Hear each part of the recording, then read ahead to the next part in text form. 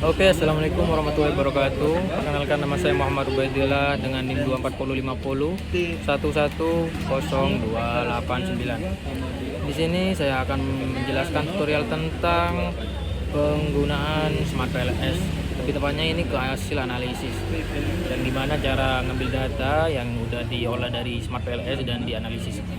Baik, selanjutnya itu kita masuk ke Smart PLS dan ini saya udah olah semua datanya. Yang pertama itu masuk ke konvergen itu ngambilnya di overloading.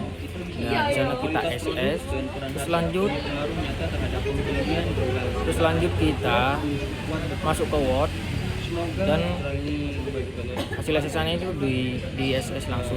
Nah, di sini hasilnya uji validitas konvergen bertujuan untuk memastikan setiap indikator benar-benar mengukur konstruknya. Standar yang digunakan adalah overloading 0,50. Berdasarkan hasil output Smart PLS, seluruh 23 indikator dari keempat variabel dinyatakan valid karena memiliki nilai outer loading di atas 0,50. Indikator dengan loading tertinggi dalam form min pas 4,1 0,831, sedangkan terendah adalah KPO min 1,2 dan CE min 2,2 0,540. Baik, selanjutnya itu masuk lagi ke ini, selanjutnya discriminant validity, masuk lagi ke Smart PLS. Nah, setelah itu hasilnya discriminant validity itu ngambilnya di outer week. Oke. Di outer week langsung SS, langsung masuk ke Word lagi. Oke. Di sini hasilnya validitas discriminati memastikan setiap indikator hanya berkaitan erat dengan konstruknya sendiri, bukan dengan konstruk lain. Hal ini dinilai melalui outer week. Hasil menunjukkan setiap indikator memiliki bobot tertinggi dan konstruknya masing-masing. Misalnya indikator CE hanya berbobot besar di kolom CE, bukan form KPO maupun PI. Dengan demikian validitas discrimination seluruh konstruk terpenuhi dan tidak ada tumpang tindih antar konstruk. Reliabilitas mengukur konsistensi internal suatu konstruk. Standar minimum Cronbach alpha lebih besar 0,70 dan composite reliability RHO lebih besar 0,07,020. Sementara itu Avergen lebih besar 0,50 digunakan untuk memvalidasi apakah konstruk mampu menjelaskan lebih dari separuh varian indikatornya. Baik. Nah, selanjutnya itu lanjut ke Cronbach alpha, itu ngambilnya di konstruk reliability. Di Cronbach alpha ya overview. Nah, kita langsung SS, langsung masuk ke langsung ngerjain bahasa Inggris yuk. Oke. Di sini hasilnya, form adalah satu-satunya konstruk yang memenuhi semua standar reliable dan valid. KPO bermasalah serius, CA sama dengan 0,229, jauh dari standar. Artinya 3 indikator KPO belum mengukur keputusan pembelian secara konsisten. CE dan PI masih dapat digunakan, namun nilai Avergen di bawah 0,50 menandakan indikator-indikatornya perlu diperbaiki pada penelitian berikut. Oke, selanjutnya itu ada R-square. Kita masuk lagi ke Smart PLS dan masuk di R-square. Nah, terus kita SS lagi. Habis itu Construct Reliability and Validity Overview. Oke, salah lagi. Nah, oke, R-square. Kita SR overview. Nah, lanjut masuk ke Word. Nah, di sini hasilnya adalah R2 menunjukkan seberapa besar variabel independen CE, form, PI secara bersama-sama. Mampu menjelaskan variabel independen KPO. Nilai R2 dikategorikan lemah, lebih kecil 0,25, moderat 0,25 sampai 0,50, substansial lebih besar 0,50. R et al. Nilai R2 sama dengan 0,483.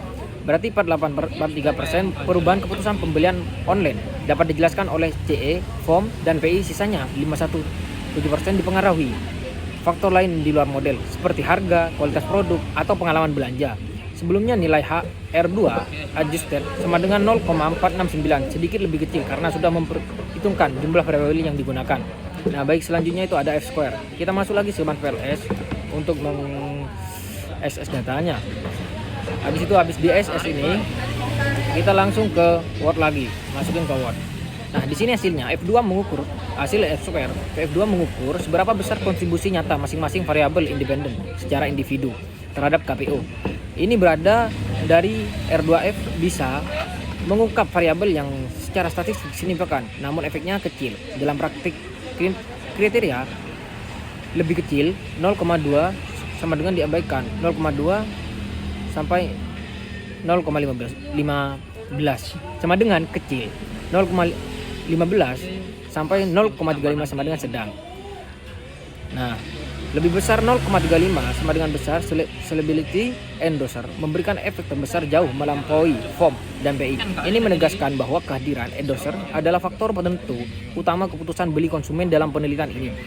Per influencer secara praktis tidak memberikan kontribusi berarti meski tetap dimasukkan dalam model. Selanjutnya itu ada model fit. Oke, masuk lagi ke Smart PLS.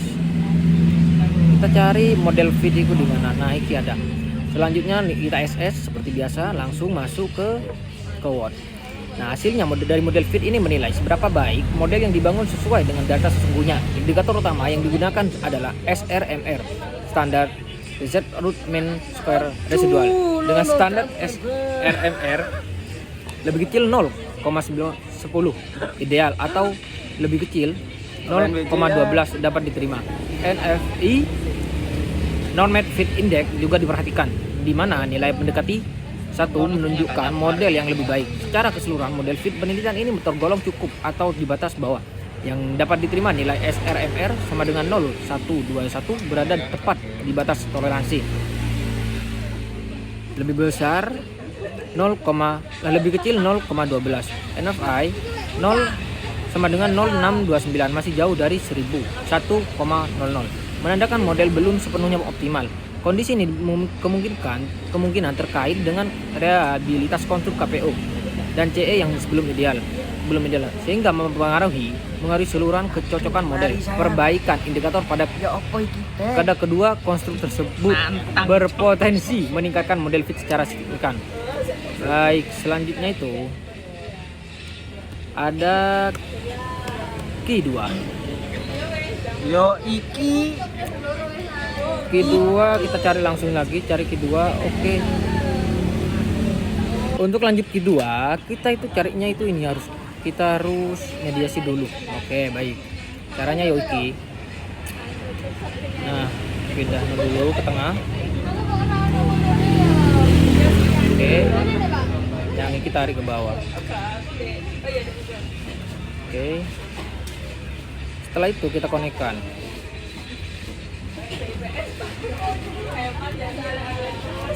Gini sama gini. Nah, setelah itu kita masuk ke kalkulot. Ambil ke kalkulot, kita ke ini PLS Tweet PTA. Oke, next. Langsung start. Dem. Nah, kita cari LV prediction. Kita cari LV, masuk ke CV LV prediction summary. Nanti kita SS langsung masuk ke Word. Oke. Q2 mengukur kemampuan model untuk memprediksi data baru di luar sampel yang digunakan nilai Q1 lebih besar 0.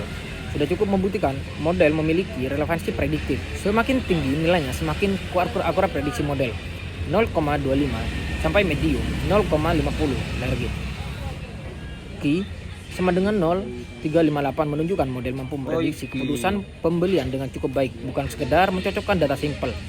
Nilai RMSE sama dengan 0,835 dan MAE sama dengan 0,614 mencerminkan rata-rata selisih antara nilai prediksi dan nilai aktual masih wajar untuk skala Likert 1-3.